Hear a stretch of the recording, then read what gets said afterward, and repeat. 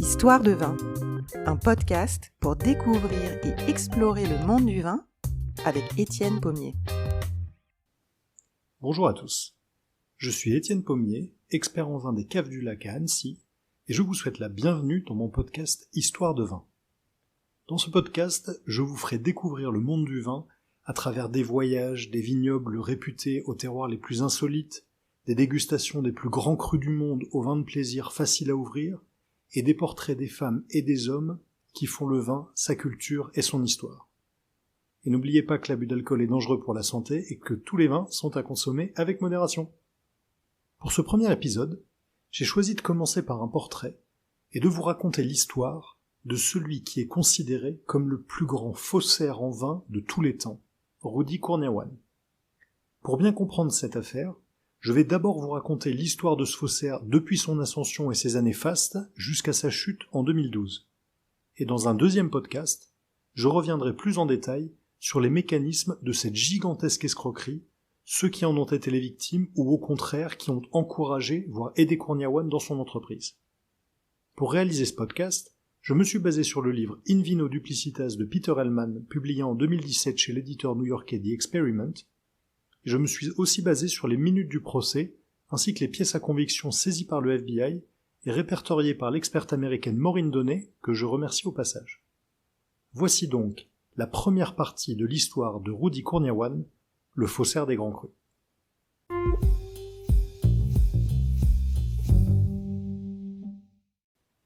Nous sommes le 10 décembre 2013, en plein cœur de New York, au numéro 500 de Pearl Street, dans la salle d'audience 12D du tribunal fédéral de Manhattan. L'homme qui se tient au milieu du prétoire a la quarantaine, il porte beau avec son costume sombre bien taillé et ses cheveux un peu grisonnants, c'est le vice-procureur fédéral Jason Hernandez. En face de lui, à la barre des témoins, se tient l'agent spécial James Wynne du FBI qui raconte la perquisition du 8 mars 2012 dans la banlieue de Los Angeles. Quand nous sommes entrés dans la maison, il y avait des bouteilles partout sur le plancher et les étagères. Des caisses de vin étaient empilées dans l'entrée et les fenêtres étaient recouvertes de papier d'aluminium pour cacher au regard des passants l'intérieur de la maison. Des bouteilles trempées dans l'évier de la cuisine, on pouvait voir des outils pour extraire les bouchons et des tiroirs remplis d'étiquettes de domaines prestigieux et de grands négociants. En tout, les agents découvrent plus de 19 000 étiquettes artificiellement vieillies, copiant les plus grands vins du monde, des dizaines de pots de colle et de cire à cacheter, des piles de papier anciens, des seaux remplis de vieux bouchons, des pochoirs, des tampons pour recréer les marquages des bouchons et des caisse-bois, et plus de 200 fausses bouteilles en cours de fabrication. Alors quand l'avocat de la défense explique que son client avait rassemblé ses étiquettes pour tapisser les murs de sa nouvelle maison en guise de décoration, des rires éclatent dans la salle et le juge Richard Berman a du mal à cacher son incrédulité. Il faut dire que la tâche de l'avocat Jérôme Mounet est insurmontable, tant les preuves accumulées contre son client sont accablantes. Son client, justement, il est là, assis au banc des accusés. C'est un Indonésien de 37 ans, aux cheveux noirs, courts, coiffés sur le côté, qui porte des lunettes rectangulaires à l'épaisse monture noire. Devant le public et les jurés, il a l'air détendu et ne semble pas vraiment se rendre compte de l'enjeu du procès. Il risque pourtant 40 ans de prison pour fraude, contrefaçon et recel. Cet homme, c'est Rudy Kurniawan, et il est considéré comme le plus grand faussaire en vin de toute l'histoire. Comme de nombreux escrocs, il s'est construit au fil des années un personnage et une réputation de grand collectionneur de vin grâce à un entre-gens exceptionnel et un habile tissu de mensonges qui lui ont permis de tromper des acheteurs, des experts et des marchands, non seulement aux États-Unis, mais aussi à Londres ou à Hong Kong. Alors qui est-il ? Tout d'abord, il ne s'appelle pas Rudy Kurniawan, mais Zheng Wangrong. Il est né le 10 octobre 1976 à Jakarta, et c'est son père d'origine chinoise qui lui obtiendra un passeport sous ce nom d'emprunt. Il arrive aux États-Unis au milieu des années 90 sous visa étudiant, et poursuit ses études à l'Université de Californie. En 2001, il a 25 ans, et s'installe avec sa mère dans une jolie maison blanche au 9638 East Naomi Avenue, à Arcadia, dans un quartier résidentiel à majorité chinoise de la banlieue de Los Angeles. C'est vers cette époque qu'il découvre le vin en goûtant la production californienne et dira plus tard que sa première émotion était un Opus One 1995, qui est un grand cru de la Napa Valley. À Los Angeles, il rencontre deux marchands de vin, Kyle Smith et Paul Wasserman, qui travaillent à la Woodland Hills Wine Company et qui l'initient au vin de Bourgogne et de Bordeaux. Il commence bientôt à acheter de manière presque compulsive, tant chez les marchands que lors de ventes aux enchères, on le voit de plus en plus régulièrement. Et il n'est pas rare qu'il dépense plus de 500 000 $ par mois en achat de vin. En 2001, il dépose une demande d'asile pour pouvoir rester aux États-Unis, qui lui sera finalement refusée en 2003. À partir de ce moment-là, il est donc en situation illégale sur le territoire américain. Au début des années 2000, il rencontre un commissaire-priseur aussi jeune et ambitieux que lui, du nom de John Capone. Capone est le fils d'un marchand de vin new-yorkais qui, après avoir tenté sans succès de devenir producteur de hip-hop, est revenu dans la société familiale qui s'appelle Acker Merrill & Condit. Capone ambitionne de transformer ce caviste historique de l'Upper West Side fondé en 1820 en une grande maison d'enchères internationale. Grâce à lui, Courtney One va rencontrer de grands collectionneurs new-yorkais prêts à dépenser des fortunes pour acquérir comme des trophées les cuvées et les millésimes les plus rares. Ils forment un club appelé les 12 hommes en colère et se réunissent lors de dîners extravagants où chacun amène ses bouteilles en plus des vins commandés au restaurant pour des additions qui peuvent dépasser 20 000 $ par personne. Chacun adopte un surnom. Il y a Big Boy, le Cardinal, le Punisher. Pour Rudy, ce sera Dr Conti en référence à la Romanée Conti qu'il décrit comme son vin favori, ou Mr 47 pour le millésime légendaire et dont sa cave semble pourvue d'une réserve inépuisable. Il l'appelle sa cave magique. Dans une interview au Los Angeles Times parue en décembre 2006, il révèle posséder environ 50 000 flacons et explique que c'est John Capone qui le conseille et l'oriente dans ses achats. C'est lui qui m'a fait rentrer dans le monde du vin. Il me dit quoi faire, quoi acheter, et maintenant, c'est comme un virus.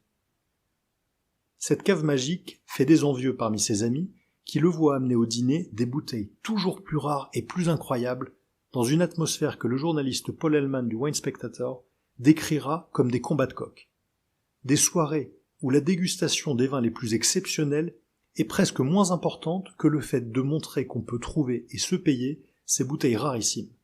Comme sur cette photo, on le voit Rudy Courtney One, le sourire aux lèvres, se faire servir une Romanée Conti de 45, probablement contrefaite, dans un verre à bière. C'est à qui amènera le vin le plus introuvable, et à ce petit jeu, Rudy prend rapidement l'ascendant grâce à sa fameuse cave magique. Pour se fondre dans ce groupe de jeunes collectionneurs fortunés, Rudy adopte leur code et leur style de vie. Patek Philippe Nautilus au poignet, American Express Centurion en poche, Courtney One dépense pour plus de 500 000 $ de costumes Hermès en 2 ans. Il achète une villa pour 8 millions de $ à Bel Air, dans un des quartiers les plus chics de Los Angeles, et roule en Lamborghini. Il acquiert des œuvres d'art de Damien Hirst et Andy Warhol. Dans le film In the Air, réalisé en 2009 par Jason Reitman, le personnage interprété par George Clooney cherche à tout prix à atteindre l'objectif des 10 millions de miles sur la carte de fidélité de sa compagnie aérienne pour devenir l'un des premiers à le faire. À titre de comparaison, en 2008, à tout juste 32 ans, Courtney One a déjà 26 millions de miles sur sa carte et il aurait pu faire le tour du monde en première classe sans débourser un centime. Pour l'anniversaire de sa mère, il privatise le restaurant Melis à Santa Monica et au milieu de la soirée, l'un de ses invités, l'acteur Jackie Chan, prend un magnum de Pétrus, monte sur la chaise et lance à travers la pièce. « Rudy, c'est le meilleur !» Tous ceux qui l'ont côtoyé à cette époque le décrivent comme charmant, attachant et généreux. Il a de l'argent, Rudy, il a une belle cave et il aime partager. D'où vient cet argent ? Mystère. Quand on lui pose la question, il élude le sujet, mentionne vaguement une affaire de distribution de bière en Asie, mais sans révéler ni ses origines, ni la source de la fortune familiale, qui, selon ses explications, lui verse une rente de 1 à 2 millions de $ par mois. En 2006, il décide de mettre aux enchères une partie de sa cave lors de 2 ventes organisées par Acker Merrill & Condit et son comparse John Capone.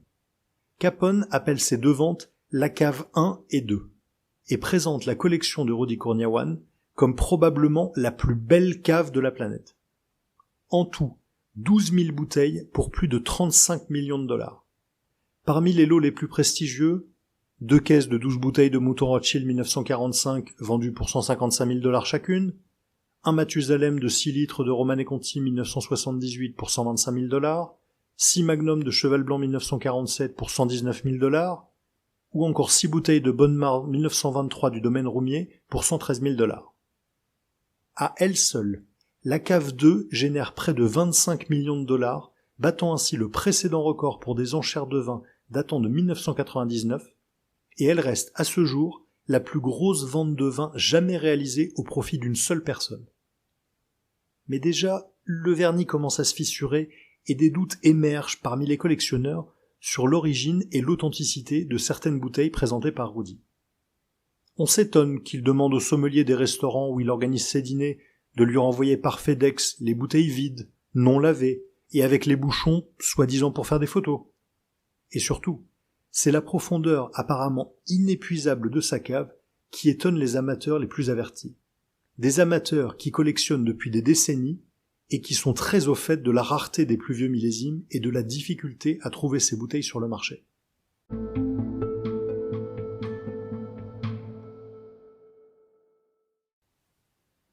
En avril 2007, le catalogue de la vente Christie's organisé à Los Angeles présente en couverture 2 magnums d'un grand vin de Pomerol, le Château Le Pin 1982, consigné par Rudy Kurniawan.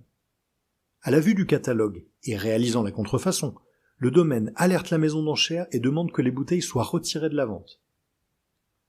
La même année, le milliardaire américain William Corr porte plainte contre un autre collectionneur, Eric Greenberg, qui l'accuse de lui avoir vendu des faux et dépose une seconde plainte en 2008 contre la maison Hacker qui a réalisé cette vente.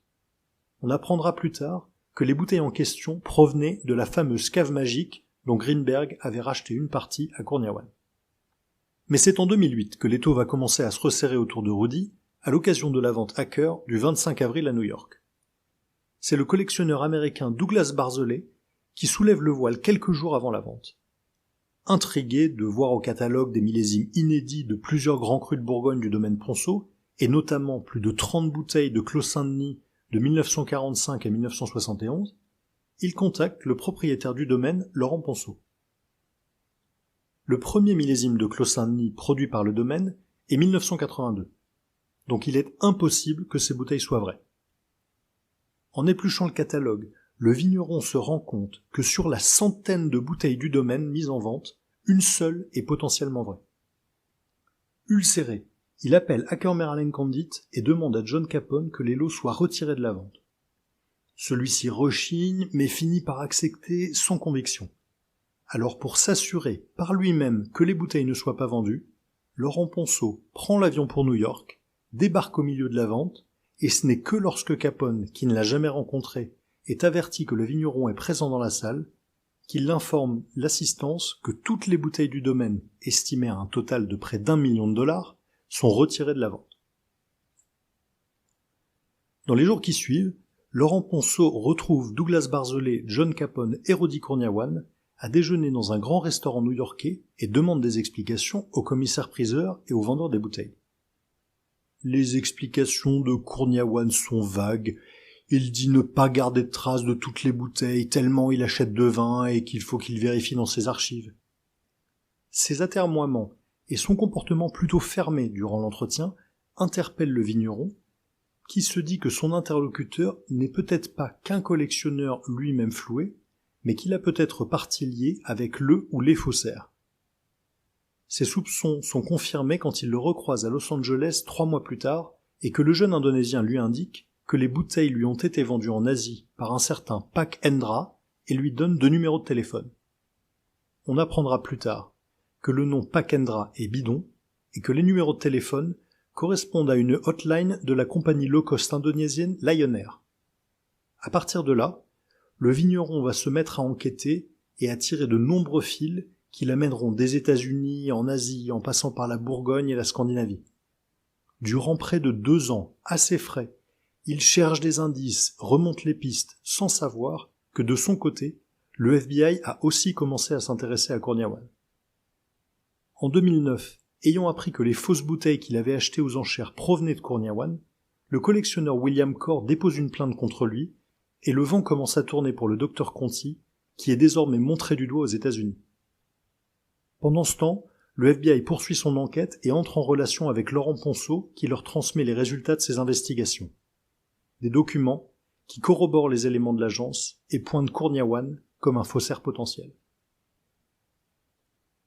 En février 2012, alors qu'une nouvelle vente aux enchères est organisée le 8 février à Londres par la maison anglaise Vanquish Wines et son homologue américaine Spectrum Wine Auctions, l'avocat et collectionneur américain Don Conwell publie sur le blog Wine Berserkers un long article émettant des doutes sur certaines bouteilles apparemment consignées par Rudy via un prête-nom dénommé Antonio Castanos. Parmi les lots, 2 bouteilles de Romanée Conti 1978 portant une étiquette du marchand londonien Percy Fox, mais dont l'adresse présente une faute d'orthographe. Face à ces soupçons, Vanquish et Spectrum nient catégoriquement que les bouteilles proviennent de Kourniawan, mais les retirent finalement de la vente.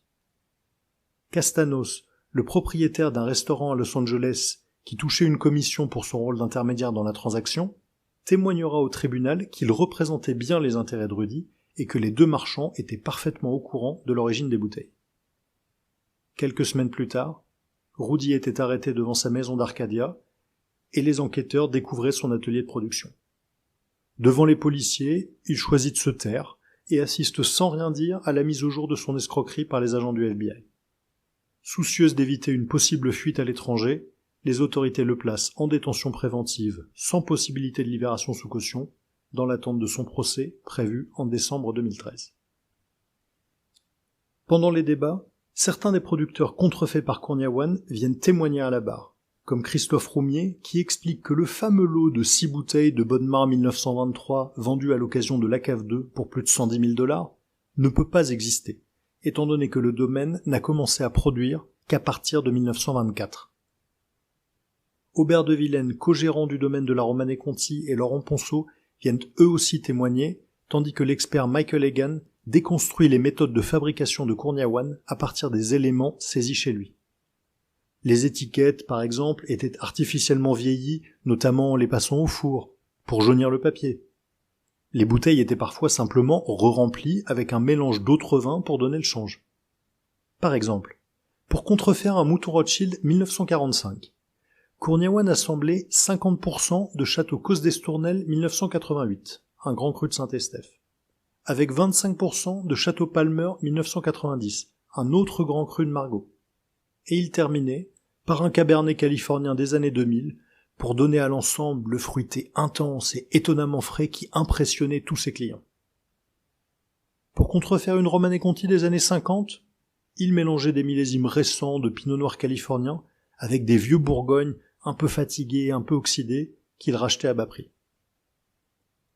Après une semaine de débat, Kourniawan est déclaré coupable de fraude par les jurés et il sera condamné à 10 ans de prison, 20 millions de dollars d'amende et 28,4 millions de dollars de dommages et intérêts aux plaignants. À l'issue du verdict, il ne manifeste pas beaucoup d'émotion, mais lui qui avait plaidé non coupable et pensait s'en sortir, semble commencer à réaliser. Il ne fait pas appel du verdict et repart en prison à l'issue du procès.